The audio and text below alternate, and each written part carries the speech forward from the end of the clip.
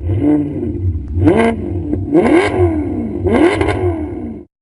there, and welcome to Cars in Action. Today we have something even more expensive than usual for you guys. Behind me is a Mercedes SLS Roadster, which costs, as near as makes no difference, 2.8 million rand. Our job? To find out if it's worth it.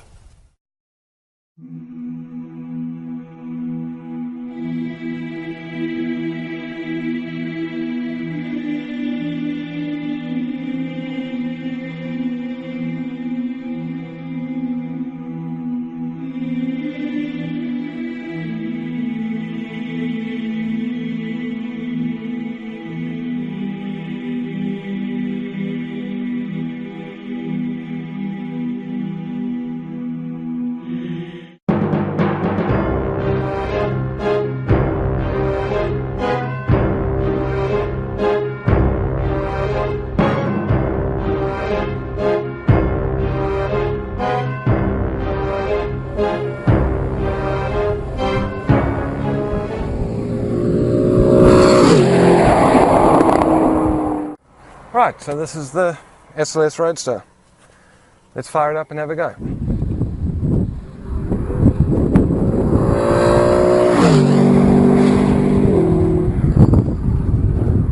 Now, having driven around in it for a little while now, the first thing I can tell you about this car is it is awfully fast. Mercedes claim it can do 0 to 100 in 3.8 seconds. We recently tested it up here at reef altitude and we beat their claim. By a fraction, but we beat it nonetheless.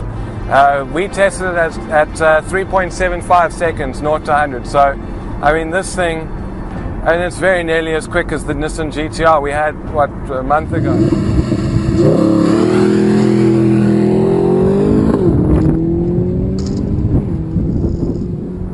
Under the bonnet is a 6.2 litre naturally aspirated V8 engine. It just steals the center stage when it comes to this car. It's absolutely brilliant. The engine develops 420 kilowatts and 650 newton meters, but all of that is rather overshadowed by the exhaust noise. I'm not sure how much of the noise is coming through this microphone, but this is simply one of the best sounding V8 motors you can get today.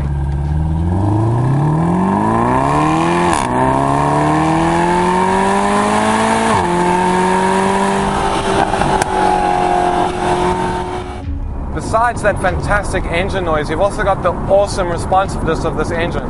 The slightest throttle change will see the engine come alive, and the power builds steadily to this crescendo at the top end, which is only matched by the brutal soundtrack just centimeters behind your ears. The V8 engine feeds its power to the rear wheels via a 7-speed twin-clutch gearbox. Now, unfortunately, this twin clutch isn't quite as good as you'd think it would be. The actual changes themselves are quick and very smooth. It actually changes cogs in about 100 milliseconds. But if you ever decide to take over control of the changes and use the paddles behind the steering wheel, you're going to be a little bit disappointed. This gearbox has the same sort of annoying trait that the other AMG models that I've driven, which just had the normal automatic speed shift. Whereas when you pull a paddle, there's just a slight delay between you actually pulling the paddle and the engine changing up. So on that front, it could be a bit more responsive, but it's certainly not a bad gearbox. And I mean, it does the down changes beautifully, and you can just hear that amazing noise.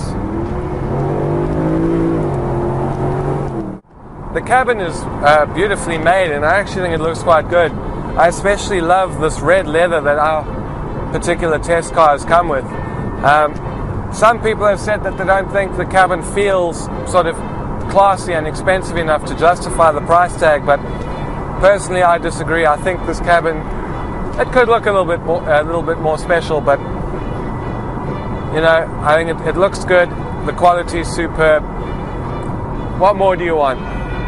Plus, it's not wasting time with two little back seats that you can't even use anyway. With the roof up, the cabin is actually quite well insulated from the wind and road noise, but then it just cuts you off a little bit from that engine soundtrack, which I think is something you want to hear. So I choose to drive this thing with the roof down. You know, on the road to drive, this thing is absolutely amazing. There's very little scuttle shake, plenty of grip, but wow, is this thing tail happy.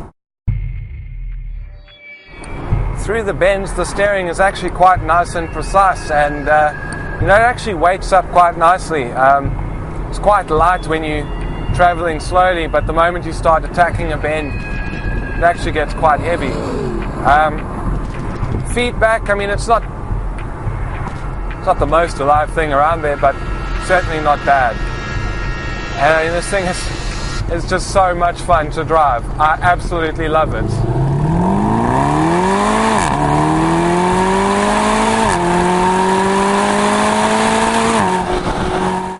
In terms of using the SLS every day, well, I mean, it's quite stiffly sprung, and especially on bad roads, you're going to notice quite a bit of fidgeting beneath you.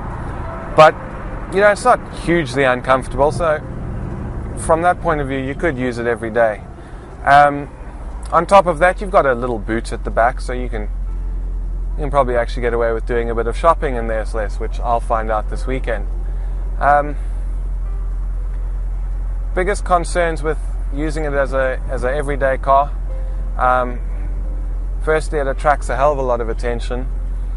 Not quite as much as the coupe, because you don't have those "hey, look at me" gull wing doors. On top of that, I mean, this bonnet is, you could practically land a helicopter on it. I mean, this bonnet is a massive, and it is so long, which does make parking and you know, maneuvering in parking lots and that sort of thing a little bit tricky. And that engine is hugely thirsty. I mean, I thought that Jaguar XKRS was thirsty, but I think this just might be even thirstier. But it's money well spent. So do I think the SLS Roadster is worth essentially 2.8 million rand? Well, you know, it really is a tough one, because it's an amazing car to drive. It's an amazing car to look at, just to be in, to listen to. I mean, it's really difficult to put it all into words, but it is an incredible, incredible machine. But is it worth 2.8 million rand? I mean, that's basically R1 million more than a Jaguar XKRS convertible. And we love the coupe, so we have to imagine the convertible is just as good. That's 200,000 rand, there or thereabouts, more than a Ferrari California. Now, I can't decide that for you. If you have a hell of a lot of money rolling around in your bank account, give it a try. You might decide it's worth it. I think if I were stupidly rich, I think I would have one of these. But it wouldn't be the first supercar I bought. It would be my third or fourth or fifth supercar, depending on how big my garage was.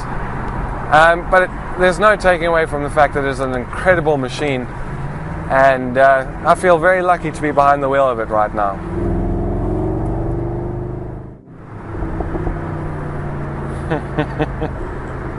Oh, I wish we could keep it.